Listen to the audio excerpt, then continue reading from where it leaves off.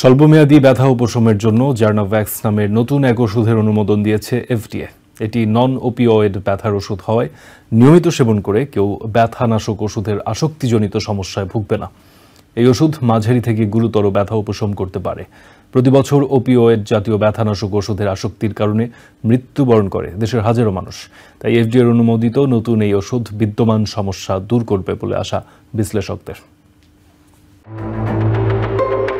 প্রাপ্তবয়স্কদের স্বল্পমেয়াদী ব্যথার চিকিৎসার জন্য অবশেষে আসক্তিমূলক নয় এমন একটি ব্যথানাশক ওষুধের অনুমোদন দিল ফুড অ্যান্ড ড্রাগ অ্যাডমিনিস্ট্রেশন বা এফডিএ। জার্নাভ্যাক্স নামের আসক্তিবিহীন এই সুইস্ট্রিন পিলটি মানুষের শরীরে ব্যথার সংকেত মস্তিষ্কে পৌঁছানোর আগেই কাজ শুরু করতে পারে।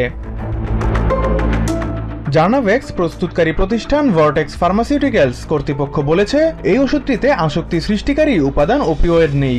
এটি মাঝারি থেকে গুরুতর ব্যথার উপশম করতে পারে।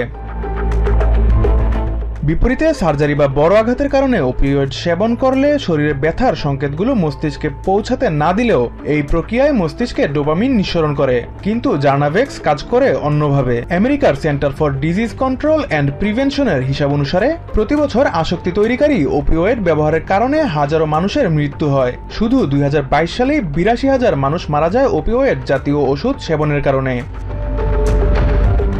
প্রেসিডেন্ট ডোনাল্ড ট্রাম্পের প্রথম মেয়াদে 2017 সালে ওপিওয়েড আসক্তিকে জাতীয় লজ্জা উল্লেখ করে জনস্বাস্থ্যজনিত জরুরি অবস্থা ঘোষণা করেছিলেন।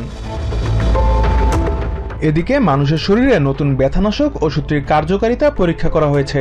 ওই পরীক্ষায় পাওয়া তথ্যের ভিত্তিতে এফডিএ জানায়, অস্ত্রোপচারের পর ব্যথা কমানোর ক্ষেত্রে জার্নাভ্যাক্সের কার্যকারিতা পরিলক্ষিত হয়েছে।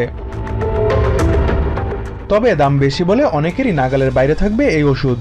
জার্নাভ্যাক্সের প্রতিটি ক্যাপসুলের দাম পড়বে $15.5 করে। এছাড়া ওষুধটি শিশুদের জন্য নিরাপদ ও কার্যকর কিনা তা এখনো জানা যায়নি।